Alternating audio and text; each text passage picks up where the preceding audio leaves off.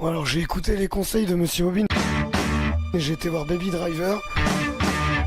Ok bon j'ai plus de voix, je ferai le podcast demain.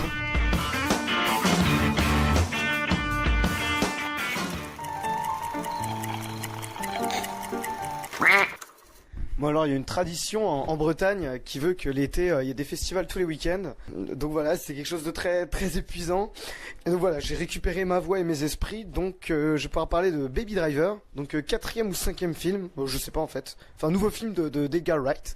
Dont j'ai vu 3 films avant et qui m'avaient pas emballé plus que ça pour diverses raisons. J'aime bien Shaun of the Dead, le reste non, ça m'a pas plu du tout. Et donc là Baby Driver, c'est un film qui est à la croisée de plusieurs genres. C'est un film de braquage. On suit donc le héros Baby qui est conducteur, chauffeur pour des braquages dans une équipe qui est menée par Kevin Spacey. Et voilà, donc c'est des équipes de braquage qui changent à chaque fois et le seul à rester à chaque fois c'est Baby. Donc dans les personnages, dans les braqueurs, il y a entre autres John Hamm, donc qui joue le personnage principal dans Mad Men, qui là est vraiment exceptionnel. Et donc la particularité de ce film, c'est que le héros Baby est atteint il a un handicap aux oreilles, il a des acouphènes et donc il porte tout le long du film des écouteurs. Ce qui fait qu'il écoute tout le temps de la musique et la musique va rythmer tout le film, tout du long, il y a une BO qui passe. C'était vraiment exceptionnel, je m'attendais pas du tout à aimer, j'ai trouvé ça incroyable. D'habitude ce type de BO de jukebox un petit peu là, parce que c'est pas une bande originale composée pour le film, c'est vraiment voilà une playlist qu'Edgar Wright aime. Qui est d'habitude quelque chose qui a tendance à me sortir du film, surtout quand il y a beaucoup de musique. Et là, au contraire, c'est complètement immersif, puisqu'on est dans la peau du personnage qui lui-même écoute toujours la musique. Et le fait majeur lié à cette musique, c'est qu'elle rythme tout le film. On est vraiment dans une comédie musicale, parce que la musique est extrêmement importante, et qui va rythmer tout le film, et le montage va s'accorder sur cette musique. C'est vraiment jouissif, dès l'introduction. Soit on adhère pas, j'ai trouvé ça génial. Et ce générique ensuite qui vient, donc en plan séquence, on suit le personnage qui va chercher du café après le braquage, et on voit subtilement des paroles disséminées un peu partout dans le décor. Voilà, c'est vraiment un gros pied. Je pense qu'on est devant déjà Edgar Wright, il va au bout de son style, là, il fait son film le plus radical, et on sent qu'il s'éclate, et c'est également le pied à regarder. Et je pense pouvoir dire aussi qu'on est devant le film pop, peut-être le film pop ultime, dans le sens où il y a des références disséminées absolument partout, aussi bien dans le décor, quand les personnages regardent la télé, etc. Et qui ne sont pas là pour rien, c'est-à-dire qu'ils sont toujours des éléments constitutifs de la narration, du scénario, du déroulement de l'histoire. Ou au moins pour le plaisir du spectateur, et donc ça c'est super cool. On sent aussi que voilà, il y a des easter eggs, on a des petits trucs cachés un petit peu partout dans le décor, et que c'est un maniaque Edgar Wright. Il y a des détails, c'est des trucs à la con en fait, mais qui procurent du plaisir qu'on s'en rend compte. J'en ai repéré, je pense même pas 10%. Par exemple, un moment à la fin, les personnages se garent dans un parking, et donc le numéro de la place c'est B2. B2 ça fait B au carré, donc Bibi, donc Baby. Et voilà, c'est des petits gimmicks comme ça un peu partout, qui rendent le truc vraiment jouissif.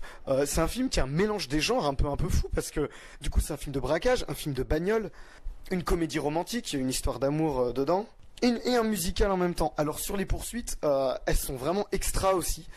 Je veux dire, pour m'être enfilé dans la même journée, j'avais fait un épisode marathon là-dessus, les 7 premiers Fast and Furious, je pense être assez qualifié pour déterminer ce qu'est une bonne ou une mauvaise poursuite. Et putain, après 7 films, 13 heures de poursuite à la con, filmé n'importe comment, là quel pied quoi, il y a des caméras partout, c'est-à-dire qu'il y en a fixées sur la bagnole, il y en a à l'intérieur qui sont fixes, qui sont mobiles, des caméras sur la route, des caméras aériennes, et ça donne un montage très dynamique, montage qui peut être hystérique et qui peut finir par lasser. Ce qu'on peut reprocher au film, c'est peut-être son scénario, voilà, qui est pas foufou. C'est vraiment un prétexte, quoi, je pense, pour dérouler son exercice de style. Tout est au service de l'esthétique, aussi bien visuel que sonore, quoi. Et putain, mais quel pied, quoi. Je suis en train de me dire, là, quand même, 2017, c'est quand même une super année ciné, quoi. Enfin, entre ça, Dans la vie de Billie Lynn, Logan, Split, La La Land, Okja, c'est quand même, même je peux rajouter Grave dedans aussi, dans une moindre mesure. Et voilà, c'est vraiment une super année cinéma, et ça fait plaisir, suite à l'année dernière qui était pas folle. Là, ça fait vraiment plaisir de voir des films comme ça. Pour dire, j'ai même hâte, j'ai envie de retourner le voir. Et ça m'était pas arrivé, je crois, d'aller voir 2 fois un film au Cinoche depuis Gravity. Et là, voilà, il y a vraiment une notion en fait de plaisir. C'est un divertissement total, une notion de plaisir qui est tellement forte qu'on a envie d'y retourner pour se reprendre un shoot de plaisir, pour re-kiffer, parce qu'il faut voir en fait ce qu'il fait avec la musique. C'est-à-dire que les poursuites sont rythmées avec, chaque élément du décor qui apparaît va être en rythme avec la musique. Le personnage chante en même temps.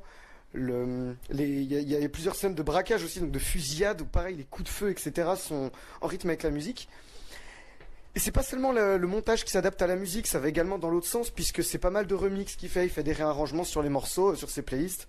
Donc voilà, on est vraiment dans des musiques années 80, 90, très pop. Mais voilà, c'est assez génial. Et ce qui est intéressant avec cette utilisation de la musique, c'est que quand le personnage perd ses écouteurs à un moment du film, ou qu'il entend ses acouphènes, il est perdu, puisqu'il ne parle presque pas. Et là, quand il perd ses écouteurs, on est perdu comme lui, on a cette espèce de son sourd. Donc voilà, il y a de l'émotion, il y a de l'enchantement visuel, c'est très drôle aussi. Il y a par exemple, vous voyez ce que je parlais tout à l'heure, que les références pop ne sont jamais là pour rien. À un moment, on voit... il regarde des scènes de Monstres et compagnie, et on voit qu'il arrête pas de dire donc à Kevin Spacey, son mentor, on est amis et c'est pour ça que notre équipe elle fonctionne. Et en fait, c'est une phrase que Bob Razowski dit à Sully. Et c'est réutilisé un moment dans le scénario. En fait, c'est des fusils de Tchekhov un petit peu partout, quoi. Donc voilà, la photo est magnifique. Le fait que cette musique, donc comme j'ai décrit avant, elle est directement, c'est pas juste une BO qui passe dans un jukebox, c'est une musique qui est directement intégrée dans l'histoire, ce qu'on appelle intradiégétique. Voilà, c'est vraiment plein de bonnes idées, c'est un gros pied. Là, en termes de rythme, j'ai quand même le contraste, même si les films n'ont rien à voir, la comparaison est inévitable avec Dunkerque, qui était un film aussi sur le rythme, sur le temps, où j'ai trouvé le rythme catastrophique. Là, ça passe à une vitesse folle, c'est super bien rythmé, tout est là, tout est réuni pour le plaisir du spectateur.